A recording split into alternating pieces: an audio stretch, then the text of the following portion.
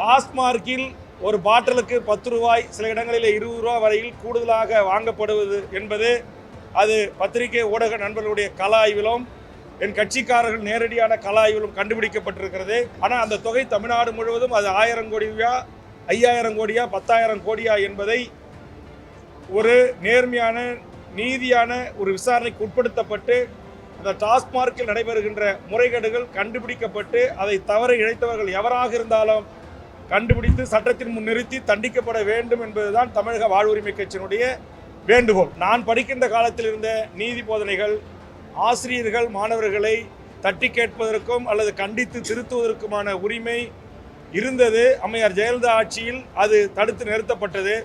அதனுடைய விளைவு இன்றைக்கு வகுப்பறைகளிலே பெற்றோர்களை குறித்து, ஆசிரியர்களை குறித்து, உறவுகளை குறித்து, நம்முடைய தமிழருடைய பாரம்பரிய பண்பாட்டு விடயங்களை குறித்து, பெற்றோர்களை மதிப்பதை குறித்து, பெரியோர்களை மதிப்பதை குறித்தான எந்தவித பாட முறையும் தமிழ்நாட்டு பள்ளிகளில் இல்லை.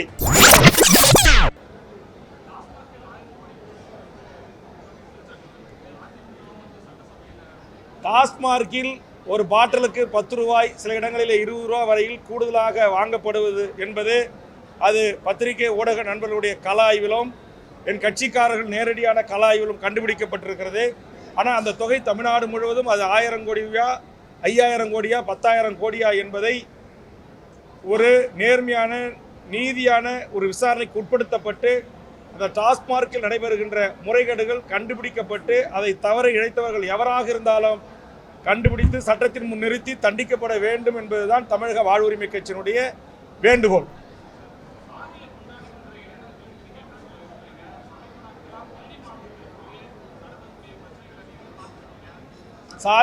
சாதி ரீதியாக பள்ளி பருவத்திலும் கல்லூரிகளிலும் ஏற்படுகின்ற மோதல்களுக்கு முற்றுப்புள்ளி வைக்க வேண்டும். ஆதலால் நான் சட்டமன்றத்திலே இதற்கான ஆலோசனைகளை வழங்கியிருக்கிறேன். நான் படிக்கின்ற காலத்தில் இருந்த நீதி போதனைகள் ஆசிரியர்கள் மாணவர்களை தட்டி கேட்பதற்கும் அல்லது கண்டித்து திருத்துவதற்குமான உரிமை இருந்தது. அம்மையார் ஜெயலலிதா ஆட்சியில் அது தடுத்து நிறுத்தப்பட்டது. அதனுடைய விளைவு இன்றைக்கு வகுப்பறைகளிலே பெற்றோர்களை குறித்து, ஆசிரியர்களை குறித்து, உறவுகளை குறித்து, நம்முடைய தமிழருடைய பாரம்பரிய பண்பாட்டு விடயங்களை குறித்து, பெற்றோர்களை மதிப்பதை குறித்து, பெரியோர்களை மதிப்பதை குறித்தான எந்தவித பாட முறையும் தமிழ்நாட்டு பள்ளிகளில் இல்லை. மீண்டும் அது கொண்டு வரப்பட வேண்டும். மீண்டும் ஆசிரியர் கையில் பெரம்பு என்கிற நிலை இருந்தாலும் அது ஒரு கட்டுப்படுத்துவதற்கு, ஒழுங்குபடுத்துவதற்கு என்ற அளவிலே இருக்க வேண்டும்.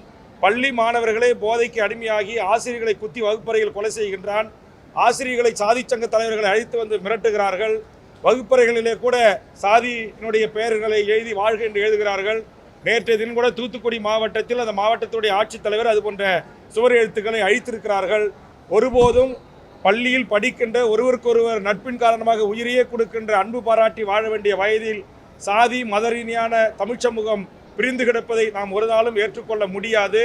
அதே மாதிரி உத்தரப்பிரதேசத்தில் மதத்தின் பெயரால் இன்றைக்கு மக்களை பிளவுபடுத்தி அரசியல் அதிகாரத்தை கைப்பற்றிய பாரதிய ஜனதா அரசு அங்கு இருக்கிற பள்ளிவாசல்கள் மீது, அங்கு இருக்கிற மசூதிகள் மீது இன்றைக்கு ஹோலி பண்டிகையின் ஊடாக அத்துமீறி உள்ளே நுழைந்து காவல்துறை பாதுகாப்போடு அப்பாவி இஸ்லாமிய உறவுகளை மீது பொடிகளை தூவுவதும், அதுபோன்று பர்தா அணிந்து சென்ற முஸ்லீம் பெண்கள் மீது முட்டையை மண்டையில் அடித்து உடைப்பதும், இன்றைக்கு அந்த ஹோலி பண்டிகையினுடைய அந்த வண்ண கலர்களை பூசுகின்றேன் என்கிற பெயரிலே அதற்கு உடன்படாத ஒருவரை அடித்து கொலை செய்கின்ற ஒரு காட்டுமிராண்டித்தனமான ஒரு சூழலை இந்தியாவை ஆண்டு கொண்டிருக்கிற பாரதிய ஜனதாவும் சங் பரிவார கும்பல்களும் நடத்தி செல்கிறார்கள். இது இந்த தேசத்திற்கும் இந்தியாவின் ஒற்றுமைக்குமே பங்கம் விளைவிக்கக்கூடிய மிக மோசமான ஒரு நடவடிக்கை.